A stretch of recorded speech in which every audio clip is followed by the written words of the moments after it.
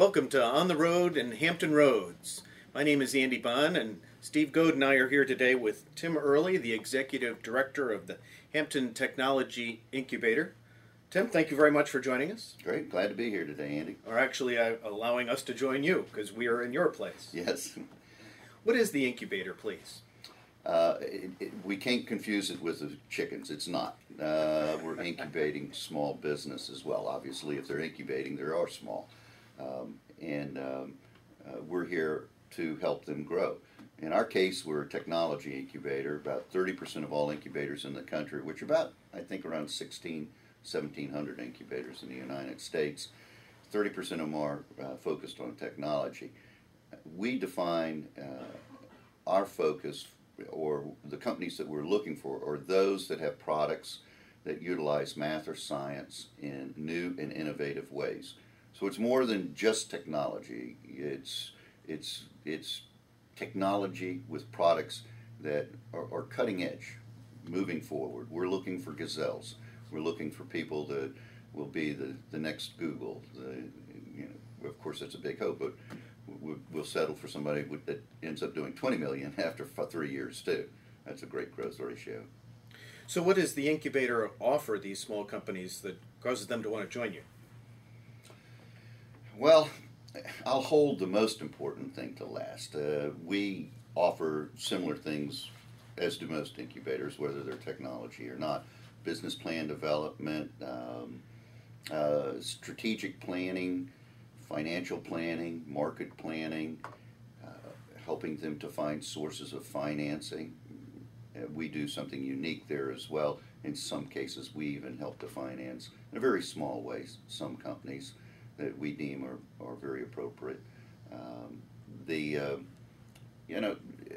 Forms, just saving people time where they don't have to look for a form, or should I be an LLC or C Corp? Should I? These are simple questions for us, obviously, but when you're beginning, it's not so simple. It does make a difference on what you do.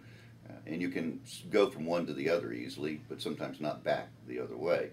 So you need to start appropriately. We are different in that we will help set up books and your accounting for DCA auditable things, mainly because we're in Hampton Roads and there's a lot of federal and DOD work around here, so you need to be able to do that. It's a good way to run a company as well.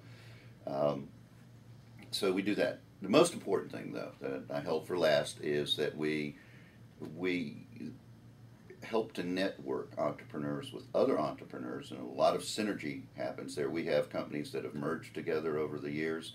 We have companies one company has a technology that is very conductive materials that were developed from NASA, with another company that's a radio frequency company that designs antennas, one of the best in the world, and through teaming together, they're able to come up with a coating that can actually be put in a certain way on helmets so that you could actually GPS and see every soldier on the field. So there's very, very unique things. So the synergy between those companies. As well, we are a division of Technology Hampton Roads, which is the tech council for the region. And through the many members that we have there, we have 450 individuals. We have a huge emailing list that we're able to reach out to other people and team them with some of our startups and get them networked together. So networking is probably number one, between other entrepreneurs, between existing companies in the community. You mentioned the synergies, Yes. and it's my understanding that in Silicon Valley, one of the benefits that they have is that people can go from one building in a parking lot Right. over to And another. I forgot addressing that part. Well, yeah, and I was wondering if you would describe how we might be different, and are there similar advantages a brick and mortar incubator like we are does in fact do that, because that's the synergy between one startup company and another startup company where they can just go down the hallway. So there is a case that proximity is very important to helping your growth. We talk about clusters and economic development in clusters. That has to do with proximity of those kind of people that support startup firms or a particular cluster, whether they be lawyers, accountants, finance people. So proximity does, in fact, help. And obviously, you're not going to know the person 60 miles away that can help you. Are there advantages that we have in Hampton Roads over Silicon Valley, let's say? Maybe values, are there differences in values that we have than they do? I don't know that. That's a hard question. We're striving to be more like Silicon Valley, so we're looking, that we see we're disadvantaged in areas. So I don't know. We do have a whole lot of technology here. They're primarily IT.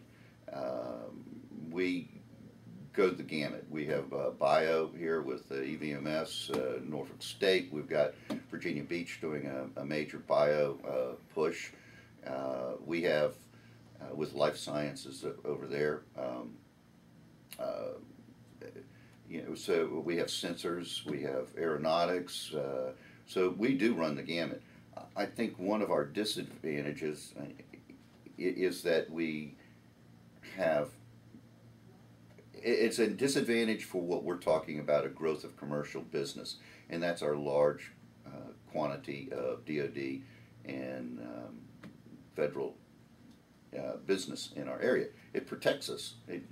We have a lower unemployment rate than others because of that. But at the same time, it is a negative for that kind of entrepreneurial spirit.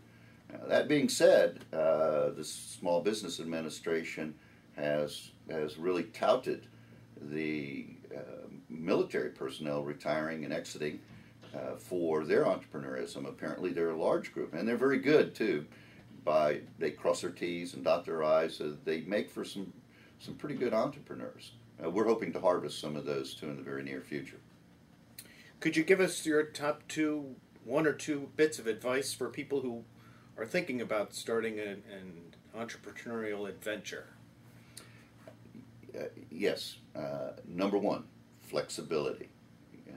The best laid plans, can go awry. So you have to be prepared to change direction. Don't lose focus, but change direction. If you hit a wall, you must move. And you don't have a whole lot of time with your finances to be able to hit a wall and keep hitting that wall. You do have to move away from it very quickly. The second most important thing is perseverance. More companies win because they just don't quit. That's great. But there's a lot against them. It's not easy, and we should be very, very proud of anybody that tries. I like to say that. And a difference between us and Silicon Valley again is real simply this: is if you try and fail in Silicon Valley, you get a badge of honor. If you try and fail in Hampton Roads, you get a scarlet letter. So you get the curse of failure. Well, it shouldn't be. In Silicon Valley, they say, well, what have you done? Did you learn something on the last try? Great, let's move forward. Let's try again. And all ideas don't work, and you have to be aware of that. But keep trying. Perseverance again. That's interesting. And I wonder if we might move our culture to that freedom to fail kind of idea. We certainly are trying to. And I think that as those of us that are aging now, if we can be smart enough to get out of the young people's way, then yes, the culture may change. We are probably the enemy of the culture by trying to keep them the same like us. So how would you see Hampton Roads in the future? We came here in 1958. Although I wasn't born here, and you'll find very few people that were born here, that it has changed dramatically. Virginia Beach Boulevard was a 2-lane road. Janif was just a thought at the time in '58. One of the first shopping centers in the country. Most people don't know it stands for Joint Army Navy Air Force. Unique things like this. During the 60s, 2 jobs you could get around here. It was either flipping burgers or, not that there's anything wrong with that, but it's just not high-paying jobs. Or you worked for the government. That was it. So most people moved. They left. I left for 20 years and finally came back. I do count this as home. Virginia's certainly been a home for our family since the early 1600s. So I'm a Virginian throughout. And my mother and father were born here in Norfolk. I'm sorry, my mother and father were married in Norfolk back during World War II. So we have a lot of ties here. But it's changed dramatically. You can see it. There are younger people now staying here. We see an upswing in IT. We're very weak in IT, oddly enough. Not IT being used. They use it quite a bit in modeling and simulation. They even are doing unique advances in that world. But we're not any Silicon Valley by any means, or even Northern Virginia when it comes to IT development. But that's changing. We are seeing a huge upswing in entrepreneurs in that particular world, in the app world, and in unique website development where websites are tied to apps that are tied to sensors, which I see the future, by the way. There is a curve that is opposite from a curve of commerce, and the curve of R&D goes up, and as that goes up, commerce goes down, and as we develop new science, it starts to go down, and then commerce starts to use the new science, and it goes up. We are in the upswing. We have loads of science out there. We don't need to create more science. We can't use all the science we've got right now in the next 50 years. So I think the future is application, and the application that I'm talking about is going from sensor to intelligence, computer, software, to control. And that's how we make our lives simpler and easier and more efficient. Well, thank you very much, Tim, for joining us. Appreciate your time. Great to be here. Thank you for having me. And thank you for joining us on the road in Hampton Roads as we confirm that the American spirit still is alive. There are opportunities out there if we want to take them. Thank you again, Tim. Great. Thanks.